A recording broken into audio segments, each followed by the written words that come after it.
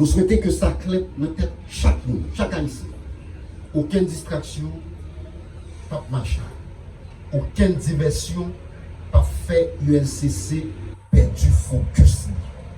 Plan, c'est nettoyer l'État contre toute mauvaise graine.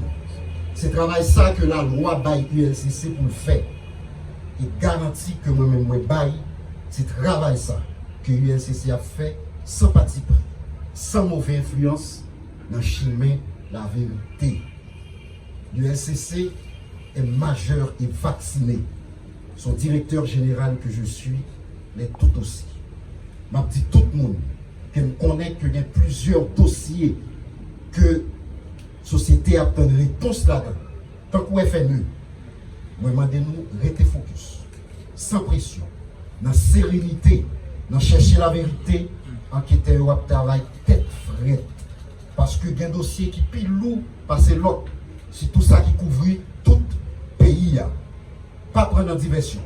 Les résultats doivent venir, Jean Yéa, Jean Monsieur Dame, enquêteur que nous voyons là. Jean Yodi, les résultats c'est comme ça qu'il a sorti. Tout le monde tête frette.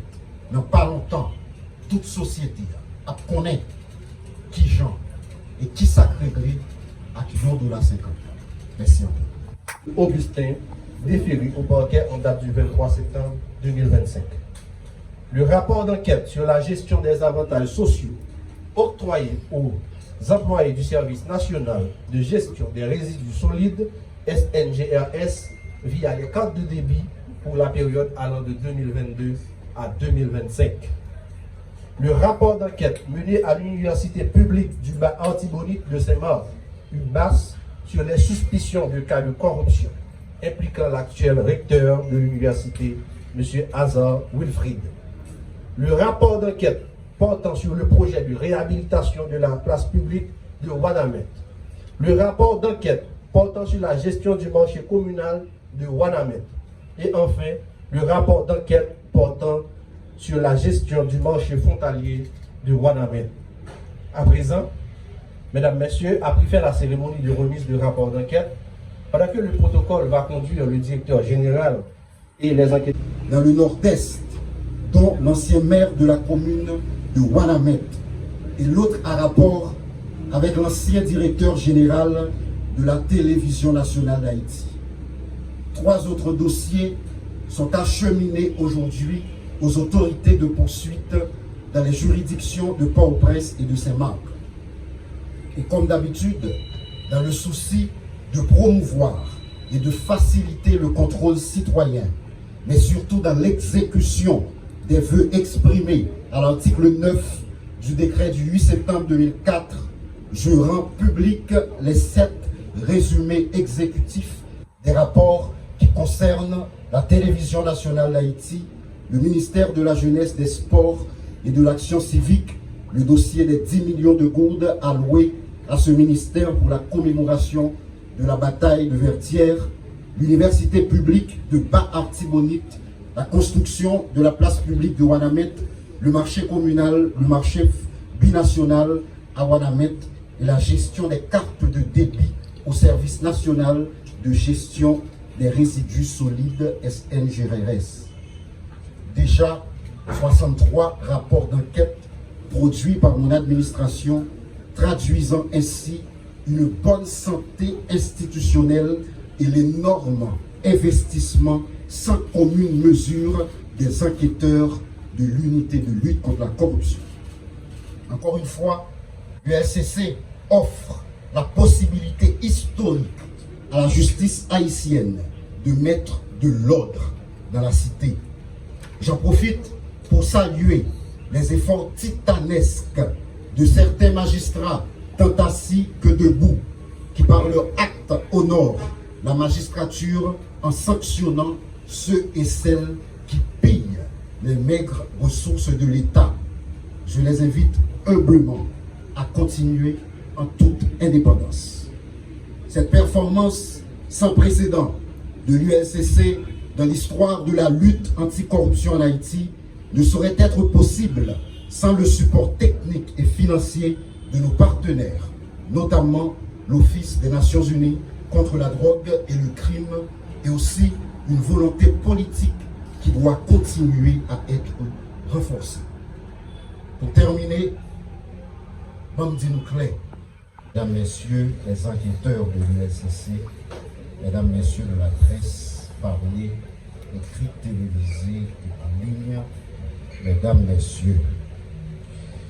Aujourd'hui encore, l'unité de lutte contre la corruption, fidèle à sa mission d'assainir l'administration publique, tient pour responsable des agents publics, de hauts fonctionnaires de l'État pour avoir commis des actes de corruption. Aujourd'hui encore, avec la même motivation, le même engagement, les enquêteurs de l'ULCC, conformément au mandat que je leur confie, dévoilent, à l'issue de leur investigation minutieuse, la cause sous-jacente du malheur de notre pays. La corruption est la principale cause de notre descente aux enfers.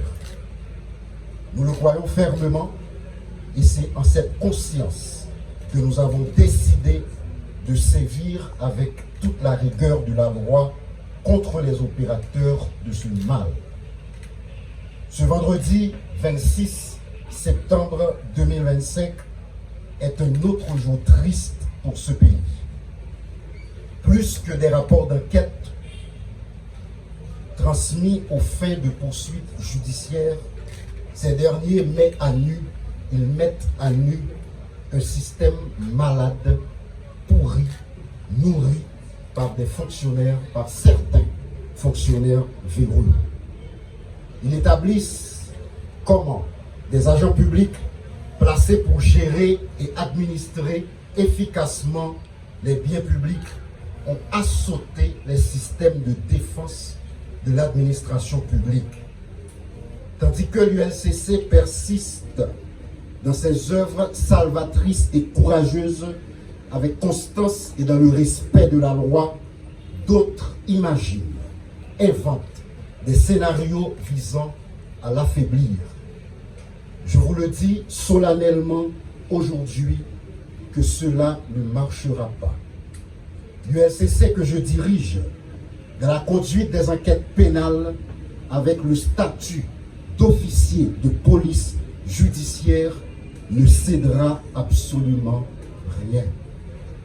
J'entends mettre, et comme de fait, je mets à profit toutes les habilitations que me confie le décret du 8 septembre 2004, notamment en son article 11, deuxième alinéa, qui impose ceci, et je cite, « Il, c'est-à-dire le directeur général que je suis, est habilité à constater les infractions de corruption, à en rassembler les preuves, à en rechercher les auteurs et les déférer à la justice. En cas de besoin, il peut requérir directement le concours de la force publique. » Fin de citation. Pour la fin de ce mois de septembre, 7 rapports d'enquête finalisés, dont 4 d'entre eux sont déjà transmis à la justice avec déferment. Parmi ces 4, 3 concernent